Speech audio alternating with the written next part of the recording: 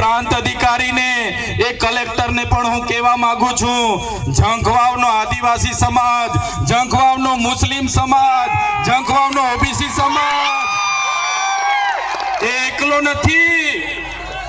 ઝંખવાવના લોકો એકલા નથી. ઝંખવાવના લોકો સાથે આખા ગુજરાતના લોકો છે. આજે તો અમે રેલી લઈને આવ્યા છે. અમારા ઝંખવાવના આદિવાસી, મુસ્લિમ અને ઓબીસી, એસટી, એસી ને તમે હેરાન કરશો. આ ઝંખવાવ અને વાડીમાં રેલો લાવીશું અમે, રેલો. અહીંયા ઉમરપાડામાં 70,000 હેક્ટરમાં અભયારણ્ય લાવવા માટે આપણા નેતા ગાંધીનગર આટા મારે છે કે અભયારણ્ય લાવવું છે. ત્યારે નેતાને કહેવા માંગુ છું, આ જંગલ એ આદિવાસીઓએ સાચવેલું અમારું જંગલ છે. તમારું અભયારણ્ય લાવવાની વાત તમે અહીંયા કરતા નહીં, બાકી તમારું જંગલ ખાતું પણ અહીંયા નજરે નહીં પડશે. 1 વર્ષ પહેલા મારા ડેડિયાપાડામાં આ બાજુના કોઈ મંત્રી હતા, 400 કરોડ પ્રોજેક્ટ લઈને માલસામોટમાં આવ્યા હતા. એમને પૂછી લેજો હું હાલ થાય છે. ઊભી પૂછડીએ ભાગવું પડ્યું, આજ દિન સુધી દેખાયા નથી. ઓલપાડના હતા, અમારે ત્યાં વિકાસ કરતા આવ્યા હતા. માલસામોટમાંથી એવા તગડેલા છે કે હજુ દેખાતા નથી. ત્યારે અભયારણ્યના નામે, નેશનલ હાઈવે 56 ના નામે, રેલવેના નામે અને જે સોલાર ઉર્જાનો પ્રોજેક્ટ લાવવાના નામે અમારા લોકોને છંછેડ છો, તો આ વિસ્તારના ધારાસભ્ય અને આ વિસ્તારના સાંસદને ત્યાં અમે રેલો લાવી દઈશું, રેલો. આ ધારાસભ્ય અને સાંસદનો એમની સરકારમાં કંઈ ઉપજતું નથી ભાઈ. કોઈ બોલવા તૈયાર નથી. આ તો પેલા ડુગડુગિયા વાળા રમકડાની જેમ છે, ચાવી ફેરવે એટલું જ બોલે છે. એમની સરકારમાં કોઈનું ચાલતું નથી. આ બાજુના વિધાનસભામાંથી એક મંત્રી હતા, બહુ અહીંયા પાવર કરતા હતા, સરકારમાં એનું કંઈ ચાલતું નતું. હવે ઘરે બેહાડી દીધા છે. એટલે તમને કહેવા માંગુ છું, આ સરકારમાં જેટલા પણ ધારાસભ્ય છે, જેટલા પણ સાંસદો છે, જેટલા પણ એમના મંત્રી તંત્રી છે, આ કોઈ સરકાર નથી ચલાવતા. આ બધા સરઘસ ચલાવે છે, સરઘસ. એમના રિંગ માસ્ટરો તો દિલ્હીમાં બેઠા છે, ત્યાંથી રિંગ ફેરવે અને એના મંત્રી તંત્રીઓ બોલતા પોપટની જેમ ફરતા થઈ જાય છે. એ તમારો અવાજ નથી બનવાના, તમારા માટે નથી લડવાના. ત્યારે એ વાત કરવા માટે અમે આવ્યા છે. તમે જોયું હશે, ચૈતરભાઈ વસાવા આ વિસ્તાર અને આદિવાસી સમાજ, ગુજરાતની જનતા દરેક વર્ગ માટે લડે, યુવાનો માટે લડે, મહિલાઓ માટે લડે, ખેડૂતો માટે લડે, વિદ્યાર્થીઓ માટે લડે, આમ આદમી પાર્ટી શિક્ષણ માટે લડે, વીજળી માટે લડે, સ્થાનિકોને રોજગાર માટે લડે. ત્યારે આ ભૂપેન્દ્રભાઈ પટેલને, આ હર્ષભાઈ સંઘવીની પોલીસને ગમતું નથી. સાથીઓ, અમને પણ જેલમાં નાખી દેવામાં આવે છે. તમે જોયું હશે 2023માં મારા પરિવાર, મારા ધર્મપત્ની, મારી બહેનો, એમના જમાઈઓ, અમને 9 જણને અમને જેલમાં નાખી દીધા. અને 2023માં 90 દિવસ સુધી જેલમાં રાખવામાં આવ્યા. અમને ડરાવવામાં આવ્યા, દબાવવામાં આવ્યા, અમને હેરાન કરવામાં આવ્યા. હમણાં પણ તમે જોયું હશે, એક સામાન્ય બાબતમાં મામલતદાર ઉભા જામીન આપી દે, કોઈ મગજમારીની, કોઈ મારામારીની. છતાં ધારાસભ્ય તરીકે મને પકડી લીધો. પોલીસે ઘસડીને જીપમાં પૂરી દીધો. જીપમાં લઈ જઈને રાજપીપળા પૂર્યો. મારા ડોક્ટર સાહેબ, મારા દેવેન્દ્રભાઈ, મારા સ્નેહલભાઈ, બધા લોકો દોડી આવ્યા. એમણે કીધું ચૈતરભાઈના કપડા લઈને આવ્યા છે, ચૈતરભાઈનું જમવાનું લઈને આવ્યા છે. પણ પોલીસે કપડા પણ નહીં આપવા દીધા, રાતે જમવાનું પણ નહીં આપવા દીધું. બીજા દિવસે મને રજૂ કરવાનો હતો તો ડેડિયાપાડા કોર્ટમાં લાવવાની જગ્યાએ મને સેશન કોર્ટમાં રજૂ કર્યો. મારા વકીલો ગોપાલભાઈ ઇટાલિયા કોર્ટમાં આવ્યા, મારા વકીલને પણ અંદર નહીં આવવા દીધો અને પોલીસ દ્વારા મારા વકીલોને નહીં આવવા દીધા. તમે જોયું હશે, મને રાજપીપળા જેલમાં રાખવાની જગ્યાએ ડાયરેક્ટ સેન્ટ્રલ જેલ બરોડા રાખી દીધો. બરોડામાં જે સયાજીરાવ ગાયકવાડે બનાવેલી જેલ, અંગ્રેજો વખતે સજા પામેલા કેદીઓને ત્યાં રાખવામાં આવતા હતા. હમણાં પણ ત્યાં જે સજા પામેલા હોય, ફાંસીવાળા હોય, ગોધરાકાંડવાળા હોય, આતંકવાદીઓ હોય, બળાત્કારી હોય, એવા લોકો સાથે મને રાખવામાં આવ્યો. એકલી અંધારી કોટડીમાં એકલું રહેવાનું. નાના જેલની જમવાનું આવે ત્યારે જમવાનું પકડી લેવાનું, જેલના આસન પટ્ટામાં ઊંઘવાનું, કોઈની મુલાકાત નહીં. મારા આગેવાનો મળવા આવે એમને મુલાકાત નહીં, મારા પરિવાર વાળા મળવા આવે એમને મુલાકાત નહીં, મારા વકીલ મળવા આવે એમને મુલાકાત નહીં. અને જેલોમાં પણ યાતનાઓ આપી, મને વેદનાઓ આપી, મારા કાર્યકરોને દુઃખ આપ્યું, મારા પરિવારને વેદના આપી, મને ડરાવ્યો, મને ધમકાવ્યો. મને કહેવામાં આવ્યું કે તમારે ભારતીય જનતા પાર્ટીમાં જોડાવાનું છે, તમારે આદિવાસીઓ માટે બોલવાનું નથી, તમારે ખેડૂતો માટે બોલવાનું નથી, તમારે યુવાનો માટે બોલવાનું નથી. સાથીઓ, એક દિવસ, એક અઠવાડિયું, એક મહિનો, તારીખ પર તારીખ, તારીખ પર તારીખ, તારીખ પર તારીખ, 80 દિવસ પછી હું જેલમાંથી માંડ છૂટ્યો. અને એ લોકોને મેં કીધું, મારી માતા બહેનોના, મારા વડીલોના, મારા યુવાનોના આશીર્વાદ છે, ચૈતર વસાવાનું તમે કંઈ બગાડી નથી શકવાના. ત્યારે આટલા માટે અમારે કહેવું પડે.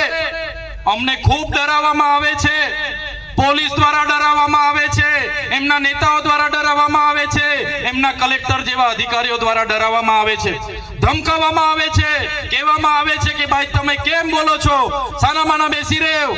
શું આદિવાસીઓ માટે બોલવું એ મારો ગુનો છે? અમારા બાળકો માટે શિક્ષકોની માંગણી કરી મારો ગુનો છે? અમારા યુવાનો માટે પોસ્ટ મેટ્રિક શિષ્યવૃત્તિની માંગ કરીએ એ અમારો ગુનો છે? અમારા લોકો જંગલ જમીન ખેડે એના માટે અમે સનતની માંગણી કરીએ, શું અમારો ગુનો છે? અમારા લોકોની જમીનો રોડમાં જાય એના માટે લડીએ, અમારો ગુનો છે? અમારા છોકરાઓને કંપનીઓમાં હેરાનગતિ થાય એના માટે લડીએ, એના માટે શું ગુનો છે? ત્યારે સાથીઓ, આ સરકારની નીતિઓ તમે જોઈ લો. તમારા આશીર્વાદથી હું 80 દિવસ બાદ માંડ છૂટીને બહાર આવ્યો. અને બહાર આવ્યો, મારા સ્નેહલભાઈ, મારા દેવાભાઈ, મારા દયારામભાઈએ કીધું, ચૈતરભાઈ તમારા જામીન અમે જેમ તેમ કરીને કરાવી લીધા છે, પણ તમારે ડેડિયાપાડામાં પ્રવેશ નથી કરવાનો. હવે તમે વિચાર કરો, ડેડિયાપાડાની જનતાએ 1 લાખથી પણ વધારે મત આપીને મને ધારાસભ્ય બનાવ્યો. ડેડિયાપાડામાં મારું કાર્યાલય છે, ડેડિયાપાડામાં મારું ગામ છે, મારું ઘર છે, મારો પરિવાર છે. પણ આ ભારતીય જનતા પાર્ટીના નેતાઓ, આ ભારતીય જનતા પાર્ટીની પોલીસ આજે મારા ડેડિયાપાડા મત વિસ્તારમાં મને જવા નથી દેતી. હું ડેડિયાપાડા મત વિસ્તારમાં પગ મૂકું એટલે મારે ફરી વડોદરા જેલમાં જવું પડે. પણ એ લોકો કહેવા માંગે છે હું રાજપીપળા રહીને લોકોના કામ કરું. ત્યારે અમારા સાંસદ મને ધમકી આપે કે આ ભાઈને આદિવાસી વિસ્તારમાંથી કાઢી મૂકો, આ ભાઈને ગુજરાતની બહાર તડી પાર કરો. ત્યારે અહીંના ધારાસભ્ય, અમારા સાંસદ, એમના હરસંઘવી, એમના ભૂપેન્દ્ર પટેલને, એમની પોલીસને, એમના નેતાઓને આ મંચ પરથી કહેવા માંગુ છું, તમે ચૈતર વસાવાને ડેડિયાપાડાથી કાઢી મૂકશો, તમે ચૈતર વસાવાને નર્મદા જિલ્લામાંથી કાઢી મૂકશો, તમે ચૈતર વસાવાને ગુજરાતમાં કાઢી મૂકશો, પણ ચૈતર વસાવા અમારા લોકોના દિલોમાં રહી છે. ત્યારે સાથીઓ, અમે લડીએ છીએ. અમે કોઈના બાપથી ડરતા નથી, અમે હરસંઘવીની પોલીસથી ડરતા નથી. અને કહેવા માંગીએ છીએ, અમારો પણ સમય આવશે, અને જે દિવસે અમારી જનતાનો સમય આવશે એ દિવસે આ ભાજપ વાળાના અમે છોતરા કાઢી નાખવાના છે. આ ભાજપની સરકાર અધિકારીઓના બળે રાજ કરે છે, પોલીસના બળે અમારા લોકોને હેરાન કરે છે. પણ મારા યુવાનોને આહવાન કરું છું, હવે બહુ થઈ ગયું જુલમ, હવે બહુ થઈ ગયો અત્યાચાર. આમ આદમી પાર્ટી અને ચૈતર વસાવા તમને નેતૃત્વ પૂરું પાડવા માટે આવ્યા છે. તૈયાર થઈ જાઓ. તાલુકા પંચાયત લડો, જિલ્લા પંચાયત લડો, આવનારી વિધાનસભા લડો, અને વિધાનસભામાં પહોંચીને બાબા સાહેબના સંવિધાનની વાત કરો અને આદિવાસીઓના અધિકારની વાત કરો. અને આવનારા દિવસોમાં જે પણ સામંતશાહી, નારંગી ગેંગ અને RSS ના લોકો આપણા લોકોનો જે વોટ તરીકે, મતદાન તરીકે ઉપયોગ કરે છે, એ લોકોને અહીંથી સત્તામાંથી મૂળિયા ઉખેડીને આપણે બધા ફેંકી દેવા. સાથીઓ, બાબા સાહેબે કીધું છે, જે બાબા સાહેબે સંવિધાન બનાવ્યું એમને પણ પોતાની નીચી જાતિના લીધે ભણવા દેવામાં ન આવ્યા, એમને સ્કૂલની બહાર કાઢી મૂકવામાં આવતા. એ પોતાની માતાને પૂછતા, માં મને કેમ ભણવા દેવામાં નથી આવતા, શિક્ષણનો અધિકાર મારો પણ છે. ત્યારે એમના માતા કહેતા, બેટા આપણે નીચી જાતિમાં આવીએ છીએ અને નીચી જાતિમાં આવીએ એટલે આપણે ભણવાનો અધિકાર નથી, શૂદ્રોને બોલવાનો અધિકાર નથી. ત્યારે બાબા સાહેબે નિશ્ચય કર્યો, 32 જેટલી ડિગ્રીઓ દેશ અને વિદેશમાં ભણીને લાવ્યા, 4 PhD ની ડિગ્રીઓ લાવ્યા. અને બાબા સાહેબે ત્યારે જે નિશ્ચય કર્યો હતો, જે પુસ્તક, જે મનુસ્મૃતિ અમારા લોકોને ભણવાનો અધિકાર નથી આપતી, એ મનુસ્મૃતિમાં અમારી મહિલાઓને અધિકારો નથી, આદિવાસીઓને અધિકારો નથી, દલિતોને અધિકારો નથી, એ મનુસ્મૃતિનું રાજ હું બદલી નાખીશ. અને એમણે બદલી નાખ્યું અને દેશમાં સંવિધાનનું રાજ બાબા સાહેબ લાવી દીધું. આજે દેશનું સંવિધાન આપણને બધાને સાર્વભૌમત્વની ભાવના સાથે આપે છે. લોકશાહી, પ્રજાસત્તાક, સમાજવાદ આપણું બંધારણ આ દેશને પૂરું પાડ્યું. સાથે સાથે બંધારણની જોગવાઈ, એ ચાહે મુસ્લિમ હોય, હિન્દુ હોય, ઈસાઈ હોય કે ખ્રિસ્તી હોય, બધા લોકો માટે સમાન અધિકારો, ન્યાય, સ્વતંત્રતા, બંધુતા, વ્યક્તિત્વનું ગૌરવ, રાષ્ટ્રની ભાવના, રાષ્ટ્રની અખંડતા આપણું બંધારણ આપ્યું. ત્યારે મારા સાથીઓને વિનંતી કરું છું કે આવનારા દિવસોમાં જે પણ ચૂંટણીઓ આવવાની છે, સંવિધાનિક રીતે તમારા અધિકારો છે, બાબા સાહેબ અને જયપાલસિંહ મુંડાએ આપેલા આપણા અધિકારો છે. ત્યારે આ અધિકારોને સાચવવા માટે માત્ર સમાજના આગેવાન તરીકે નહીં પણ રાજકીય આગેવાન પણ તમારે બનવું પડશે. બંધારણની આપણી અનુસૂચિ 5 ના રક્ષણ માટે, પૈસા એક્ટના રક્ષણ માટે, 73AA ના રક્ષણ માટે, એટ્રોસિટી એક્ટના રક્ષણ માટે, આપણી જમીનો બચાવવા માટે, આપણી જળ, જંગલ અને ખનીજો પરના અધિકારો બચાવવા માટે આવનારા દિવસોમાં તમારે બધાએ રાજનીતિમાં આવવું પડશે અને આ લોકોને સત્તાથી આપણે ઉખેડીને ફેંકી દેવું પડશે. ત્યારે આ સમય એ ક્રાંતિનો છે સાથીઓ. દેશના વડાપ્રધાન સ્વદેશી અપનાવવાની, આત્મનિર્ભરની મોટી મોટી વાતો કરે છે, પણ પોતે વિદેશી કંપનીઓને લાવી રહ્યા છે અને આપણા લોકો સાથે ગેરમાર્ગે દોરવાની વાતો કરે છે. ત્યારે મારા યુવાનો, મારા વડીલો, મારી માતા બહેનો, તમે જોયું હશે જ્યારે દેશને નર્મદા ડેમની જરૂર હતી, આપણા લોકોએ ગામડાને ગામડા ખાલી કર્યા. જ્યારે ઉકાઈ ડેમની જરૂર હતી, આપણા લોકોએ ગામડાને ગામડા ખાલી કરી આપ્યા. જ્યારે કરજણ ડેમની, કડાણા ડેમની અને જ્યારે પણ મોટા મોટા ડેમોની જરૂર હતી, ગામડાઓ આપણા ખાલી થયા. જ્યારે GIDCO આ વિસ્તારમાં આવી, જ્યારે તળકેશ્વર જેવી GMDCO આ વિસ્તારમાં આવી, જ્યારે આ વિસ્તારમાં રોડ રસ્તા આવ્યા, આ વિસ્તારમાં રેલવે આવી, આ વિસ્તારમાં નહેરો આવી, ત્યારે આપણા લોકોએ પોતાની જમીનો આપી છે. આપણા લોકો પોતાના ગામ સાથે, સમાજ સાથે, પોતાના કુટુંબ સાથે, પોતાની સંસ્કૃતિ અને પ્રકૃતિ સાથે છિન્ન ભિન્ન થઈને દેશના વિકાસમાં યોગદાન આપ્યું છે. ત્યારે આજે દેશના આઝાદીના 78 વર્ષ પછી પણ આપણા લોકો માટે શિક્ષણ નથી, આપણા યુવાનોને કાયમી રોજગારી નથી. અહીંયા કંપનીઓમાં જાય, 12 કલાક શોષણ થાય છે અને કાયમી કરવામાં નથી આવતા, પગાર યોગ્ય નથી મળતો.